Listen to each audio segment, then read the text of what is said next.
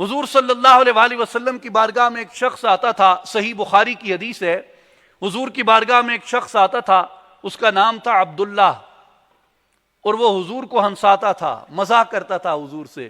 اور جب وہ آتا تھا وہ باتیں ایسی کرتا کہ حضور تبسم فرماتے اس کی باتوں پہ۔ تو ایک مرتبہ عبداللہ نے شراب پی، اور یہ وہ عبداللہ ہے جس کا اس معاشرت میں نک نیم بعض لوگ اسے حمار کہتے تھے۔ اس نے شراب پی، اس کے اوپر حد عائد ہوئی اور اسے کوڑے لگائے گئے۔ کوڑوں کے بعد اس نے توبہ کی، پھر چلا گیا۔ کچھ دن بعد دوبارہ اسے پکڑا گیا کہ اس نے شراب پی ہے، تو دوبارہ اس پہ حد لگی، اسے کوڑے مارے گئے۔ اس نے پھر توبہ کی، تیسری مرتبہ پھر وہ پکڑا گیا، شراب پی اس نے، پھر پکڑا گیا، سرکار کے دربار میں پیش کیا گیا۔ سرکار نے پھر فرمایا کہ اس پہ حد جاری ہوتی ہے۔ اب اسے جب کوڑے لگائے جا رہے تھے تو ایک صحابی رسول وہاں پہ کھڑے تھے، انہوں نے کہا کہ حضور اس پہ اتنی شفقت کرتے ہیں، اتنی کریمی فرماتے ہیں، اور اتنی مرتبہ اس پہ حد جاری ہو چکی ہے، اور یہ شخص بار بار توبہ توڑتا ہے اور اپنی حد کا احترام نہیں کرتا، لعنت ہو ایسے شخص کے اوپر۔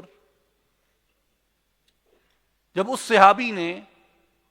اس گناہگار شخص پہ لعنت کی، اب وہ جو گناہگار تھا وہ کتنی مرتبہ گناہگار ڈکلیئر ہوا، روبروئے عدالت، اسپیکولیشن میں نہیں،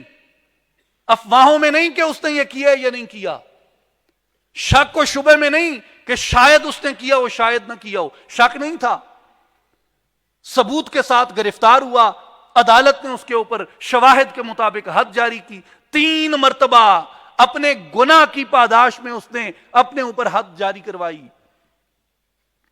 یعنی واضح گناہگار ہے، واضح خطا کار ہے، واضح طور پہ جرائم میں مبتلا ہونے والا شخص ہے، مگر ایک صحابی نے کہا کہ لعنت ہو ایسے شخص پہ۔ رسول اللہ صلی اللہ علیہ وآلہ وسلم ساتھ کھڑے تھے، آپ کو اس صحابی کا اس گناہگار کے اوپر لعنت کرنا ناگوار گزرا،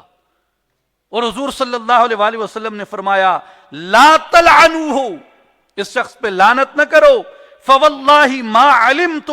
انہ یحب اللہ ورسولہ، میں فقط اتنا جانتا ہوں کہ یہ اللہ اور اس کے رسول سے محبت کرتا ہے۔ اگر کوئی گناہگار ہے تو کیا ہوا؟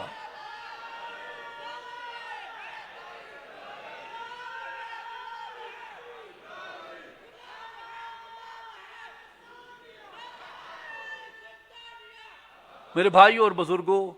ایک ڈکلیئرڈ گناہگار ہے،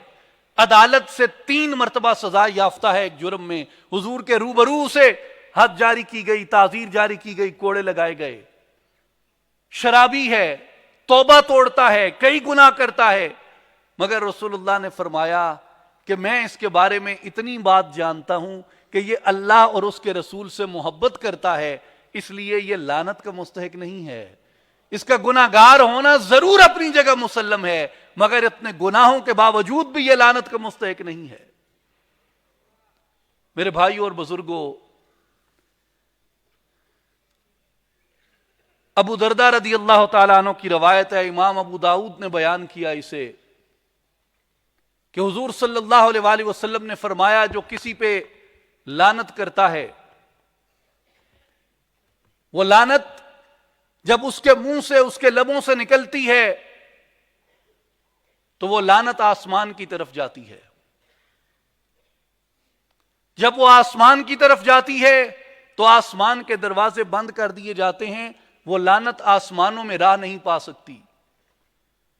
وہ زمین کی طرف لوٹتی ہے۔ جب وہ زمین کی طرف آتی ہے، زمین کے دروازے بند کر دیے جاتے ہیں، وہ لعنت زمین میں راہ نہیں پا سکتی۔ امام ابو داؤد نے ابو درداء رضی اللہ عنہ کی روایت سے اسے روایت فرمایا۔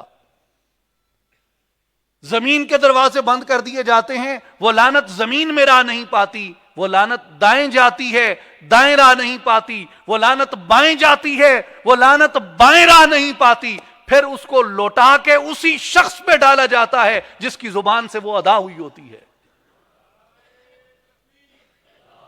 میرے دوستو،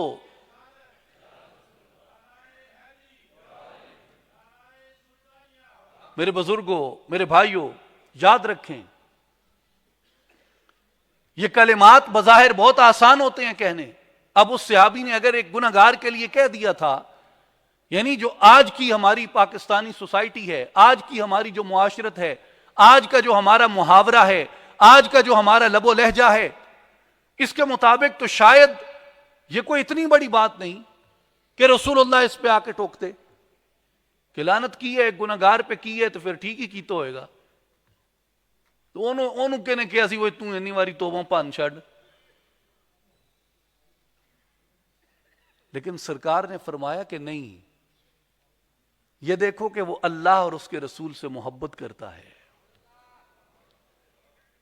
سرکار نے فرمایا کہ جو لعنت کرتا ہے، لعنت آسمانوں سے لوٹتی ہے، زمین سے لوٹتی ہے، دائیں سے لوٹتی ہے، بائیں سے لوٹتی ہے، اور واپس اسی شخص پہ پڑتی ہے جس نے وہ لعنت منہ سے ادا کی ہوتی ہے۔